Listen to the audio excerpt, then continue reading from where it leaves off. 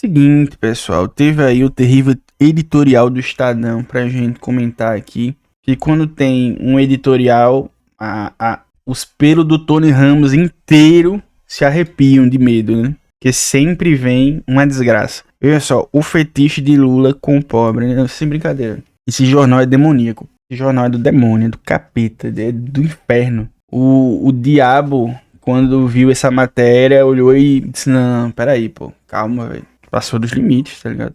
Satanás olhou assim e disse, peraí, tenha calma, vamos lá. Preso ao passado sindical e ao envelhecido repertório da luta de classe, porque a luta de classe não existe mais, né, gente? Acabou, né? Lula ignora a complexidade social do país, desconsidera as classes médias e cristaliza a pobreza que tenta combater. Ele tenta combater a pobreza? Ele tenta combater, gente? Ou ele combate? Porque a gente passa por avanços, né? A gente passa por certos avanços, não é isso? O Brasil tem melhor renda, menor pobreza e menor desigualdade desde 95. Ou não é? Então como é que ele fala que o Lula tenta combater? Que palhaçada é essa? Que história é essa? Tenta combater? Tenta? Rapaz, vamos lá. Ah, Luan, por que tá aqui exclusivo para anunciantes? Então você tá pagando? Não, meu filho, tô pagando não. Você acha que eu vou pagar pra ler uma bosta dessa? Isso aqui são meios alternativos. Vamos lá. Há um imaginário político no presidente Luiz Inácio Lula da Silva, uma figura central que organiza o discurso. Orientação o pobre, né? Longe de ser apenas uma prioridade social legítima e necessária, como deve ser para qualquer governo responsável, trata-se de um eixo quase exclusivo. Um fetiche político forjado na tradição sindical e no já empoeirado repertório da luta de classe que molda o pensamento lulopetista. Aí, enquanto a esquerda, que se diz radical, né, diz que o Lula é neoliberal, aí quando você vai nos neoliberais, tá os neoliberais acusando o Lula de ser marxista, né? Tá entendendo? É assim que funciona a realidade, né? Ao longo das décadas, esse enfoque tornou-se não apenas uma marca identitária, mas também uma limitação analítica da sua estratégia, né? E analítica e estratégica, claro, porque o Brasil, aonde 90% da população ganha menos de R$3.500, claro que a preocupação deve ser as elites, né? Não deve ser a população mais pobre, tem que ser as elites do país, obviamente, né? Alô, então tem que abandonar a classe média? Não falei isso, né? Mas, obviamente que você tem que ter um olhar para a pessoa que precisa de mais, né? O primeiro problema desse enquadramento é a incapacidade de enxergar o Brasil em sua complexidade, mas quem enxerga é o Estadão, né? Que é comandado por um conglomerado de bancos, né? Instituições financeiras, ao reduzir o país a uma dicotomia simplista entre pobres e ricos, negligenciando segmentos decisivos da sociedade, né? Especial da classe média, sei. Em especial os donos dos bancos que comandam o Estadão, né? Esse é justamente o grupo que sustenta boa parte da arrecadação, do dinamismo econômico e da estabilidade institucional. Não. Quem sustenta esse país é a classe pobre, gente. Se a maioria das pessoas do país ganham menos de R$3.500, quem é que sustenta o país? São essas pessoas.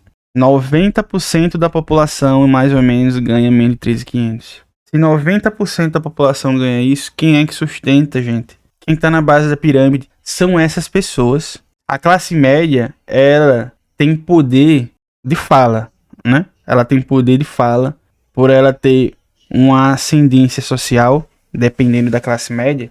Ela consegue influenciar representantes, ela consegue influenciar na política, ela consegue se colocar mais socialmente, se expor mais, dependendo do nível da sua classe média. As classes baixas não conseguem fazer isso, né?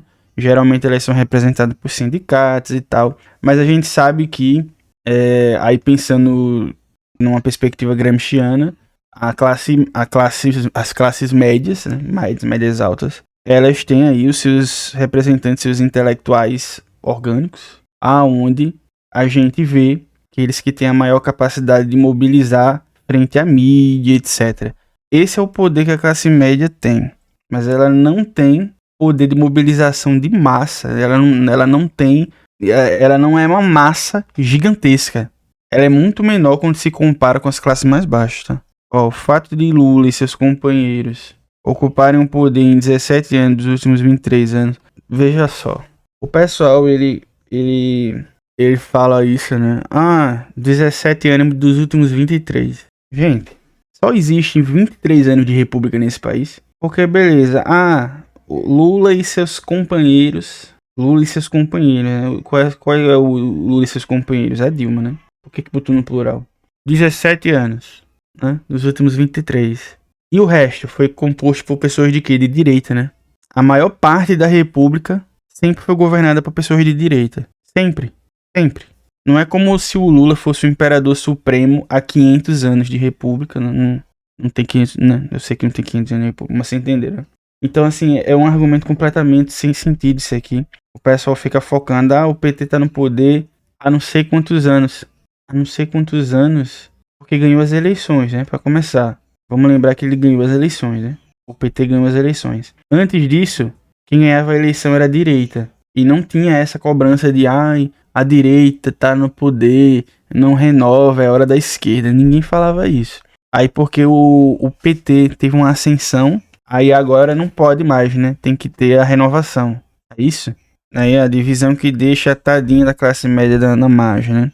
Concepção de pobreza implícita nesse discurso. A concepção de pobreza implícita não, né? É porque vocês odeiam pobre. É porque vocês odeiam pobre. Tratar o pobre como um sujeito passivo de políticas públicas. Cara, aí aqui é o velho pensamento neoliberal de que, né, do yourself, né? Faça você mesmo, vá lá, você consegue, você é dono de si, pegue lá, pegue enxada, vá trabalhar, né? Vá lá na buta, você consegue tudo. Você é senhor de você mesmo, é a individualização, não é mesmo, né? É a atomização do indivíduo. Você que tem que tomar a decisão, você não pode ter ajuda de ninguém. O Estado não pode ser o indutor do seu crescimento, o Estado não pode lá lhe dar a mão e dizer, não, toma aqui, vou lhe auxiliar. Você começa a partir daqui, tem esse benefício, tem essa bolsa. Aqui, ó, quer fazer faculdade, tem aqui a bolsa de Pronatec, tem isso aqui. Não, você tem que ir na raça, né? Na raça. A classe média e classe média alta tá aqui, você tá aqui. Se vire para chegar até aqui, vá na raça. Basicamente, implícito é esse tipo de comentário aqui. Aí vem o comentário mais ridículo desse negócio aqui. O governo desconsidera uma dimensão elementar da experiência humana. Ninguém deseja ser pobre. Quem tá dizendo que o pobre quer continuar a ser pobre? Quem é que tá dizendo? Quer ascender, quer prosperar, quer melhorar de vida. E quem tá dizendo o contrário? Quem é que tá dizendo o contrário, pelo amor de Deus? Por definição deveria ser transitória, mas ninguém tá dizendo o contrário. Ninguém. Quem quer que mantenha a pobreza são vocês no mercado financeiro. Porque se isso acabar, a concentração de renda, ela vai diminuindo, né? Como inclusive está diminuindo. E olha que diminuiu pouco comparado ao processo histórico, né? Mas é um pouco que o pessoal não tolera. As grandes elites do país, as elites financeiras, a elite financeira, né? Essas frações de classe, né? Elas não admitem isso. Pode diminuir um tantinho que seja da margem de lucro. Um tantinho que seja. Eles já querem, né? Olha, vamos... É sempre aquilo que eu trago aqui de vez em quando, o argumento da perversidade, né? Do Richman, né? De que, olha, você vai ajudar o pobre, mas aí eu tenho um problema, né? Aí vem o argumento da perversidade, que tem um efeito perverso nisso. Você ajudar, vai acontecer isso de ruim. Então você não pode. Ajudar, porque se você ajudar, você vai limitar ele, aí sempre vem uma desculpa assim. É péssimo isso, né, gente? A gente vê que temos uma mídia governada por bancos, instituições financeiras, de que, né, cuja única missão é se tornar um empecilho na vida do governo, consequentemente um empecilho na vida da população pobre. Eu peço que vocês curtam esse vídeo, se inscrevam, compartilhem, ativem o sino, diga o que você achou, comenta aí umas 3 vezes para impulsionar o algoritmo. Valeu, pessoal, até o próximo vídeo.